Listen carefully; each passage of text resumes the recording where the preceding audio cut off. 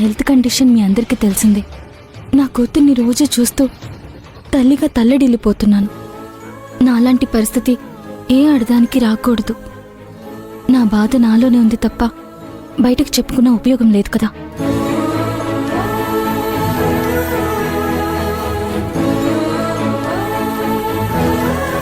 పాపకి తల్లి అవసరం చాలా ఉంది. కానీ ఆ భగవంతుడు ఈ తల్లిని తొందరగా తీసుకెళ్తున్నాడు.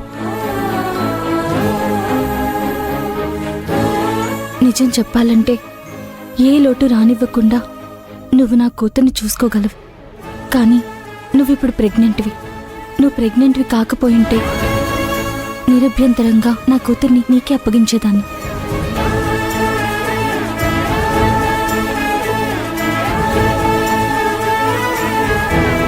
నీకు బిడ్డ పుట్టిన తర్వాత కూడా నా బిడ్డని నీ దగ్గర ఉంచడం కరెక్ట్ కాదు కదా.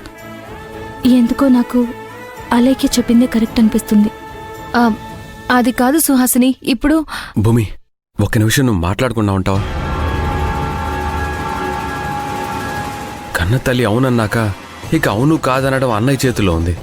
నువ్వు మాట్లాడుకో.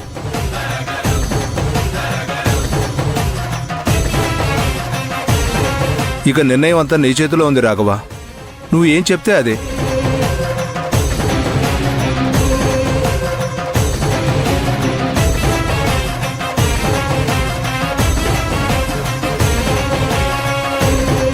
ఒప్పుకో బావా, పాపని దత్తతివ్వడానికి నువ్వు ఒప్పుకో.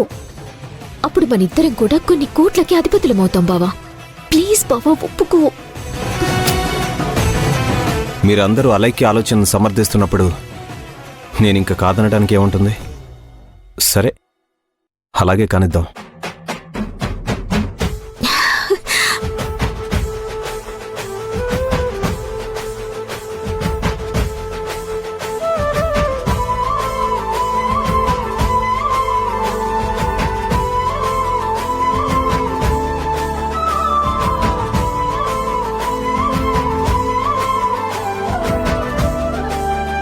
సరే, ఆ ఏర్పాట్లు ఏవో చూడండి.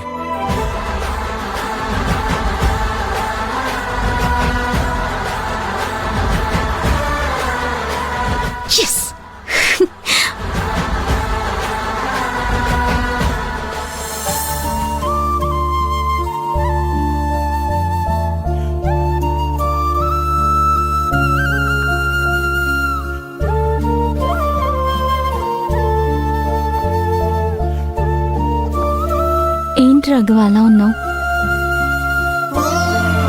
ఇంట్లో అందరూ ఒప్పుకున్న తర్వాతే కదా ఈ దత్తతకి మనం ఒప్పుకున్నాం. అందరూ ఒప్పుకుంటే మనం ఒప్పుకోలేదు. నువ్వు ఒప్పుకున్నావు కాబట్టే వాళ్ళందరూ అలాంటి నిర్ణయం తీసుకున్నారు. అలాంటి నిర్ణయం తీసుకున్నారు అనడం కంటే తీసుకునేలా నువ్వే చేశావనిపిస్తోంది. ఏమైంది రాఘవ? ఇంకా నీకు పాప దత్తతిచ్చే విషయంలో ఏమైనా అభ్యంతరం ఉందా? అభ్యంతరం అని కాదు సుహాసిని, నా అంతరాత్మ ఎందుకో దీనికి ఒప్పుకోవడం లేదు.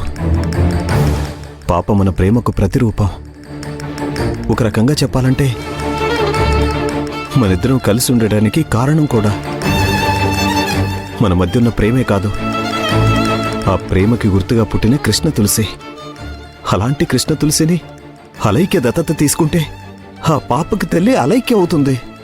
అలైక్య కేవలం పాపను పెంచుతుంది రాఘవ, అంతే.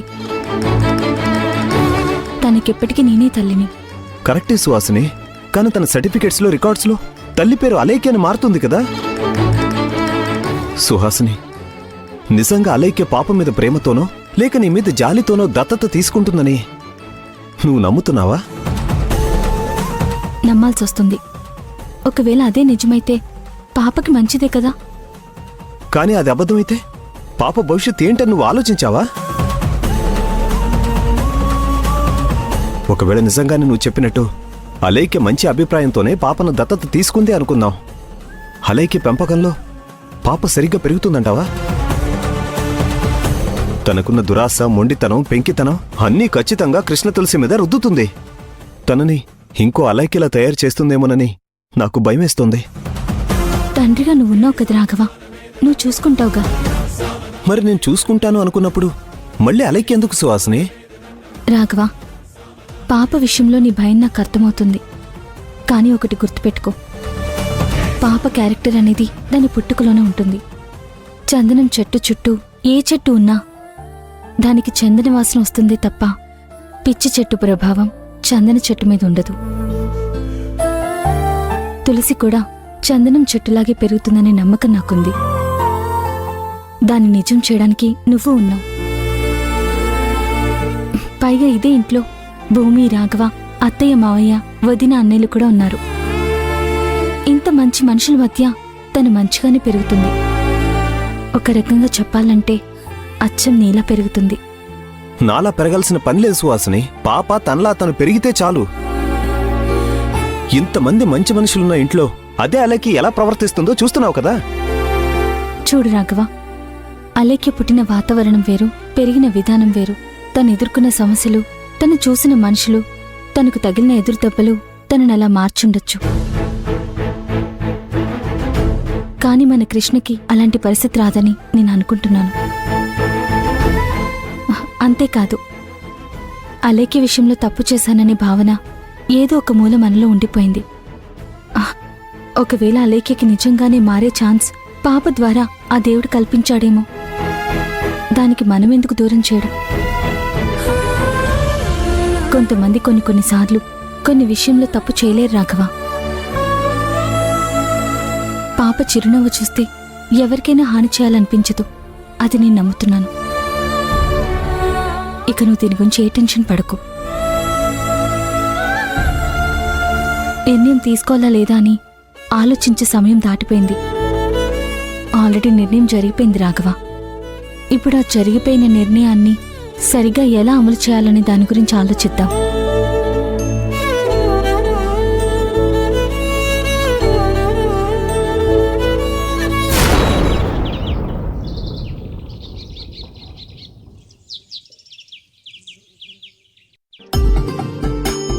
తులసమ్మ గారు, దత్తత స్వీకరించేవారిని అలాగే దత్తత ఇచ్చేవారిని రమ్మని చెప్పండి. వచ్చేస్తున్నారు పంతులు గారు. అదిగో వస్తున్నారు.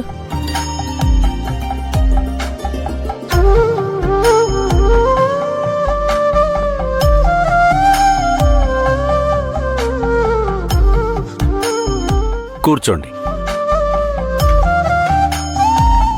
కూర్చోండి. కూర్చో కృష్ణ. ఓం శ్రీ మహాగణాధిపతయే నమః.